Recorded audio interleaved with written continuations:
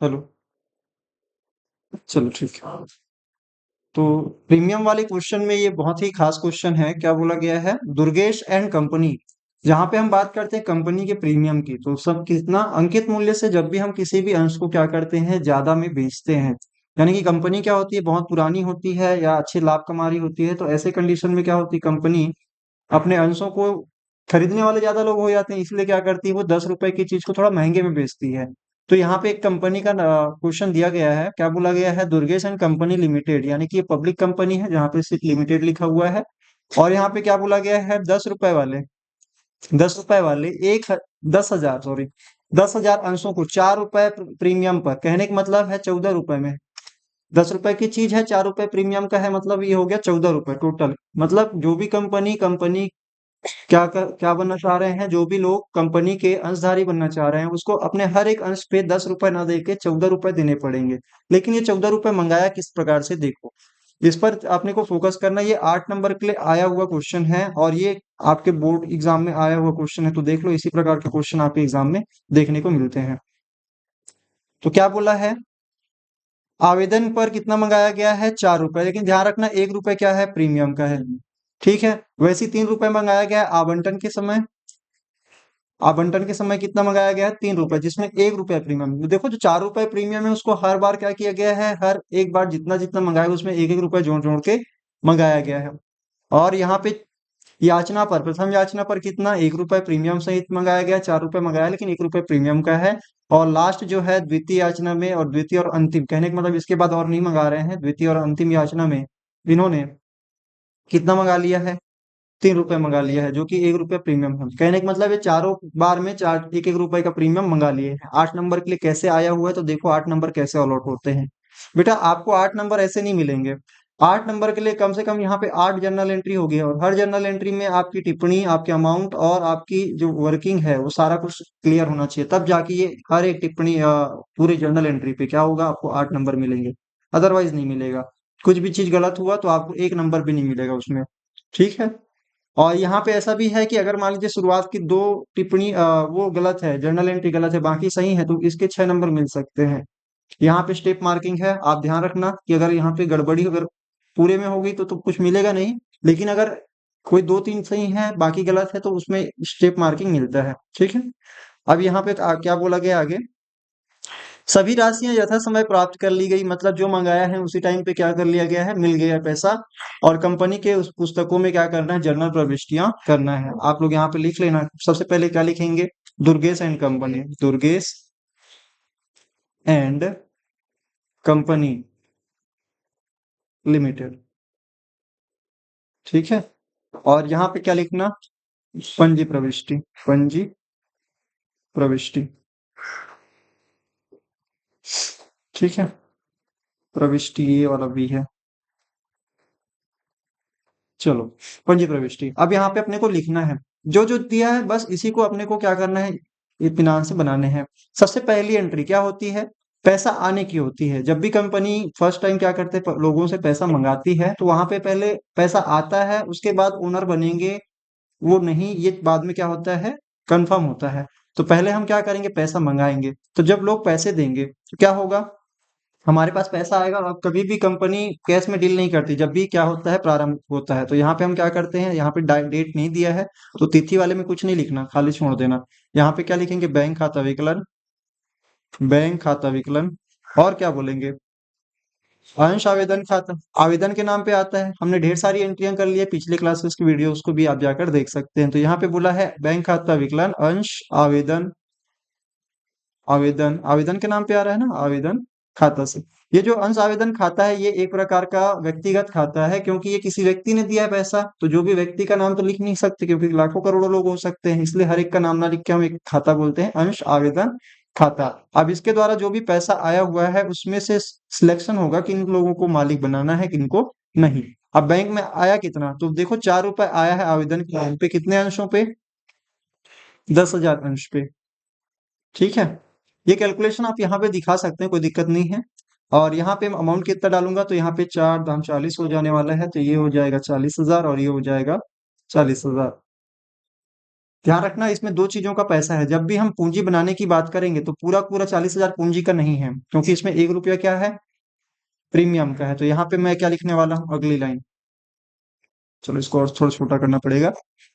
यहाँ पे अगली लाइन क्या होगी हमारी, देखो जब भी आप टिप्पणी लिखते हो बेटा, तो यहाँ पे टिप्पणी में लिखा करो, क्या लिखना है, आप लिखेंगे कितना, 10,000, 10,000 अंशों पर, 10,000 अंशों पर प्रति अंश, प्रति अंश 4 रुपए प्रीमियम सहित प्राप्त हुए, प्रीमियम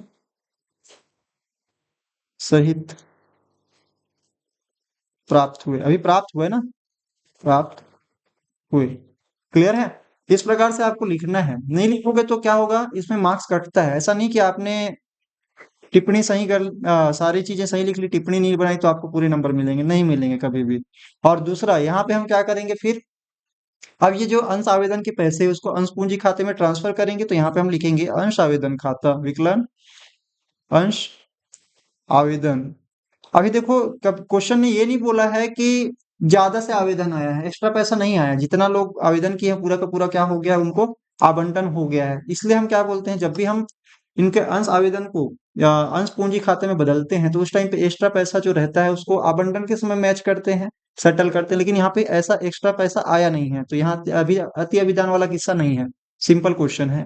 तो यहाँ पे हम क्या बोलेंगे, अंश आवेदन खाता विकलन, जो खाता हमने अभी क्रेडिट किया है, अब उस खाते के पैसे को हम किस में डाल देंगे, अंश पूंजी खाता में। ध्यान रखना यहाँ पे थोड़ी सी मैं कुछ और लिखने वाला हूँ, अंश पूंजी खाता। ध्यान रखना जब पूंजी खाता लिखा है सिर्फ वहीं पर ही प्रीमियम खाते का नाम आता है और कहीं पर नहीं आता है। जिस समय पूंजी खाता लिखा जाएगा वहीं पर ही क्या लिखा जाएगा, प्रीमियम खाता। ठीक है, प्रतिभूति प्रीमियम खाता लिखते हैं इसी को, क्या लिखते हैं, प्रतिभूति, प्रतिभूति premium, security premium, securities premium बोलते हैं। ठीक है, प्रतिभूति प्रीमियम खाता से। अब यहाँ पे कैलकुलेशन आप दिखा सकते हैं, देखो ये जो 4 रुपए आए हैं 10,000 रुपए है, लेकिन इसमें 10 में 10 जो पूरे के पूरे 4 रुपए क्या नहीं है, पूंजी का नहीं है, उसमें से सिर्फ 3 रुपए पूंजी का है, तो 3 गुना 10,000 है ना। और यहाँ पे आप लिखेंगे 1 गुना 10,000, 1 गुना 10,000। आप नहीं भी करेंगे तो चलेगा, लेकिन आप कम से कम आपको क्लियरिटी होना चाहिए कि आप क्या लिख रहे हैं। ठीक है, तो यहाँ पे कितना हो जाएगा, 40,000। 40,000 से हमने क्या किया था, 40,000 से हमने क्या किए थे, क्रेडिट किए थे ना, तो यहाँ पे हम 40,000 से क्या कर देंगे, डेबिट कर देंगे अंश आवेदन खाते को। लेकिन यहाँ से 30,000 का पूंजी बनाएंगे, और जो 10,000 है वो फायदा है। मैंने बताया था ये फायदा कहाँ कहाँ पे उपयोग होता है पिछले क्लासेस में, उनको भी आप थ्योरी के पॉइंट ऑफ व्यू से याद रखना। क्लियर है। यहाँ पे आप क्या लिखेंगे फिर, यहाँ पे हम लिखेंगे क्या, 10,000 अंशों पर, 10,000 अंशों पर प्रति अंश आवेदन की राशि को, प्रति अंश कितना रुपए, 3 रुपए, रुपए 3 अंश प्रीमियम अंश पूंजी खाते में हस्तांतरित किए, ऐसे लिख लेना है, अंश पूंजी खाता, खाते, खाता या खाता में हस्तांतरित, हस्तांतरित का मतलब सिंपल से ट्रांसफर किया, हस्तांतरित किए। ठीक है, देखो इंग्लिश में भी थोड़ा सा छोटा लिखा रहता है, लेकिन आप हिंदी मीडियम वाले हैं तो आपको इसी प्रकार से लंबे लंबे लिखने पड़ेंगे। अब इसमें कुछ नहीं किया जा सकता। ठीक है, लंबे कहने का मतलब गलत नहीं, कई बार ज्यादा लिखने के चक्कर में हम क्या करते हैं, गड़बड़ी कर बैठते हैं।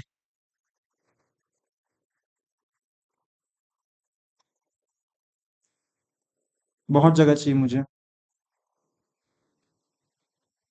चलिए आगे क्या बोला बेटा, यहाँ पे सेकंड जो है, आवंटन किया गया है 3-3 रुपए पर, आवंटन क्लियर। अब अगली बार क्या होगा, पहले हम लोग चिट्ठियां भेजते हैं कि भैया आपका जो है अगला अमाउंट कब ड्यू है। आवंटन का मतलब हो गया कि आपने कंफर्म कर दिया कि जो लोग आवेदन किए थे उनको हम क्या कर रहे हैं, ओनर बना रहे हैं। ठीक है, यानी कि उनको शेयर होल्डर मेंबर बना रहे हैं, तो वो 3 रुपए लोग देंगे, लेकिन 3 रुपए में से 1 रुपए किसका है, प्रीमियम का है, यहाँ पे बोला गया सेकेंड पार्ट। ठीक है, यहाँ पे हमने क्या बोला है, ये वाला हिस्सा प्रीमियम सहित। चलो तो देखते हैं इसकी एंट्री क्या होगी। तो पहले ड्यू करेंगे। देखो अभी जो एंट्री हमने सेकंड में किया है, पहला एंट्री ये है, दूसरा एंट्री ये है। अब दूसरी एंट्री पहली बार बनेगी हर बार, और फिर पहली एंट्री बाद में करते जाएंगे। मतलब पैसा बाद में आएगा तो बैंक खाते वाला जो है एंट्री बाद में होगी, और आने की जो ड्यू करने की एंट्री पहले होगी। तो पहले ड्यू करेंगे। ड्यू करने के लिए सेम एंट्री जैसे ऊपर में लिखा है वैसे ही हम लिखेंगे। तो यहाँ पे हम क्या लिखेंगे, अंश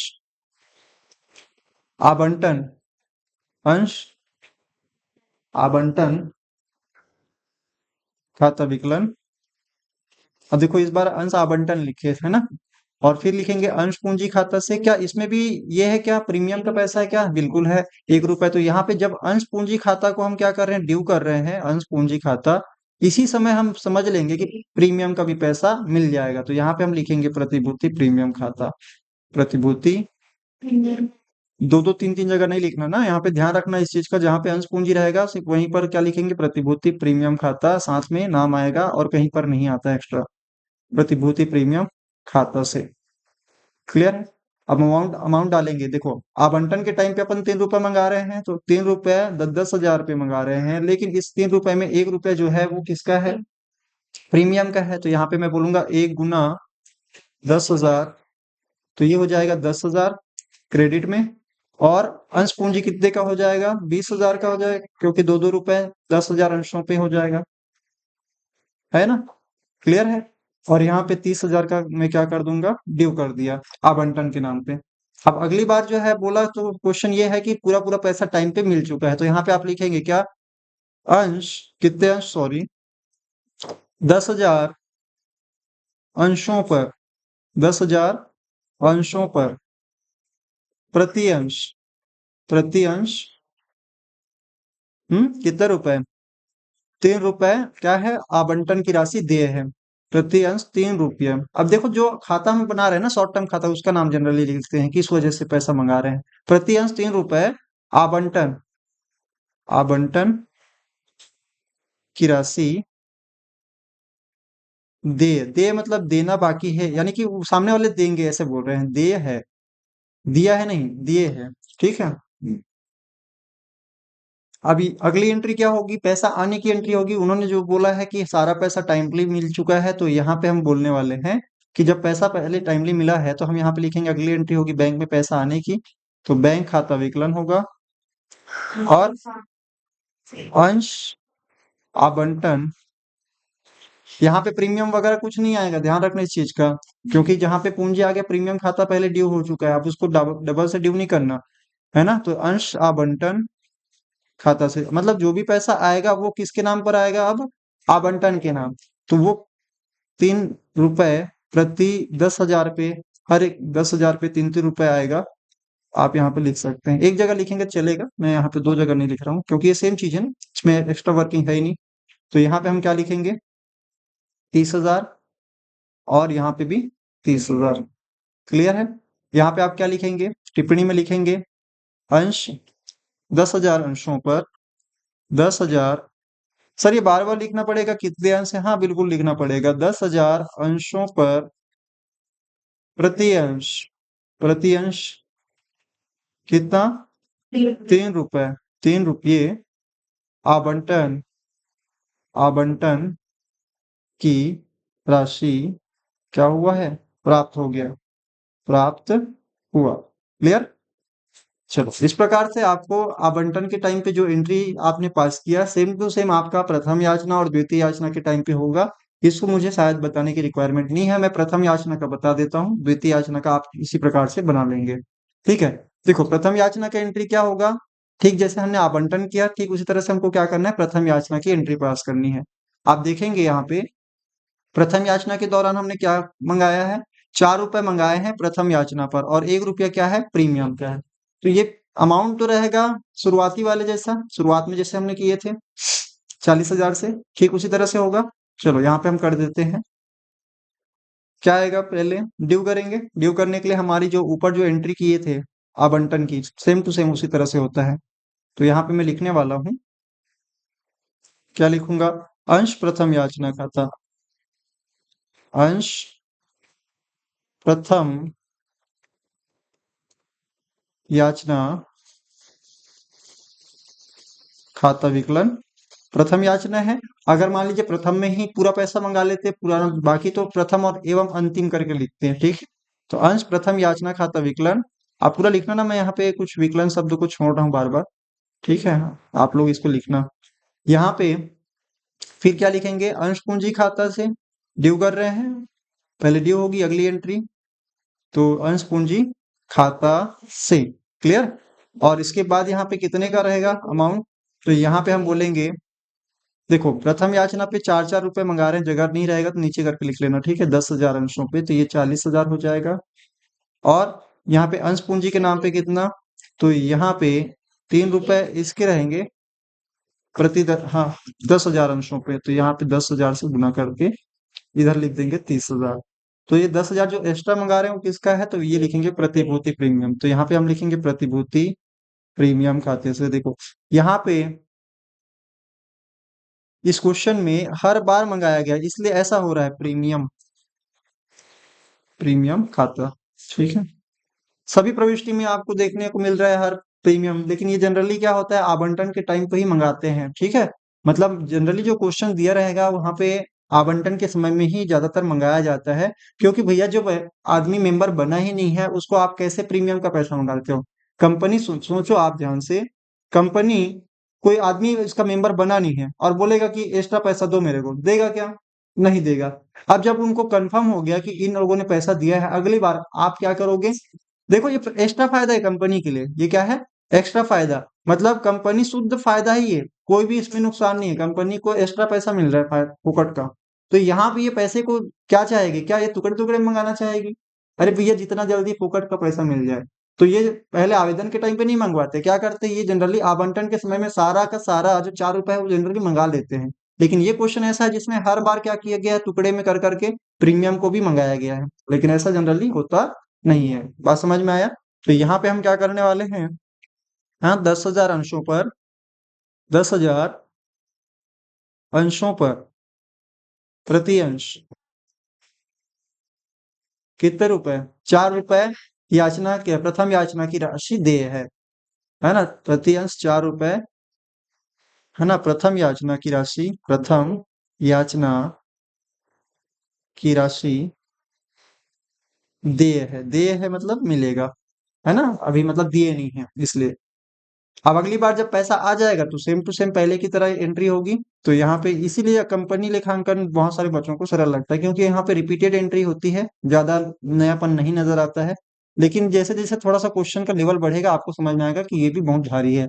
यहाँ पे क्या है, अंश का बैंक में पैसा आएगा प्रथम याचना के नाम पे, तो अंश बैंक खाता, सॉरी बैंक खाता विकलन अंश प्रथम आवंटन हो गया है प्रथम याचना खाता से, सिंपल। यहाँ पे आप अंश पूंजी मत लिख देना गलती से, ठीक है। तो यहाँ पे कितना अमाउंट आएगा, 40,000, सिंपल है। यहाँ पे कैलकुलेशन नहीं भी दिखाओगे चलेगा, जहाँ पे जरूरत है वहीं पर दिखाओ, एक्स्ट्रा जगह मत भरो फालतू में, ठीक है। यहाँ पे क्या लिखोगे आप, यहाँ पे लिखना कितना, 10,000 अंशों पर, 10,000 अंशों पर, अंशों पर प्रति अंश, प्रति अंश 4 रुपये, है ना। प्रथम याचना की राशि प्राप्त हुए, प्रति अंश प्रथम याचना की राशि प्राप्त हुई या प्राप्त हुए, प्राप्त हुए, क्लियर। इसी प्रकार से आपको द्वितीय और अंतिम याचना खाता विकलन करना है, और वो अमाउंट दिया हुआ है आपको ऊपर में, क्या दिया है तीसरे में, 3 रुपए द्वितीय और अंतिम याचना, जिसमें 1 रुपए क्या है प्रीमियम का है, यहाँ पे आप देख पा रहे होंगे, ठीक है। तो इसी प्रकार से यहाँ पे क्या होगी, जो प्रथम याचना के लिए हमने जो ड्यू किया और फिर उसका रिसिप्ट हुआ है, ठीक इसी तरह से हम क्या बोलेंगे, अंश द्वितीय और अंतिम याचना खाता विकलन 3 रुपए 10,000 पे तो 30,000 हो जाएगा, अंश पूंजी खाते में 20,000 जाएगा, और प्रतिभूति प्रीमियम पे 10,000 जाएगा। और फिर जब पैसा आएगा तो पूरे के पूरे पैसे आ गए हैं, इसलिए यहाँ पे बोलेंगे बैंक खाता विकलन अंश द्वितीय एवं अंतिम याचना खाता से, और बोलेंगे 30,000 और 30,000, क्लियर है। तो इसी प्रकार से आपके ये क्वेश्चन बनेंगे। 8 नंबर का क्वेश्चन है, जैसा मैं लिखा हूं ना, अगर ऐसे ही भी लिख लोगे तो आपके अभी तो 6 नंबर मिल गए, 2 नंबर के लिए अभी और लिखना पड़ेगा 2 लाइन, समझ में आ गया। चलो तो फिलहाल के लिए इतना ही, थैंक यू।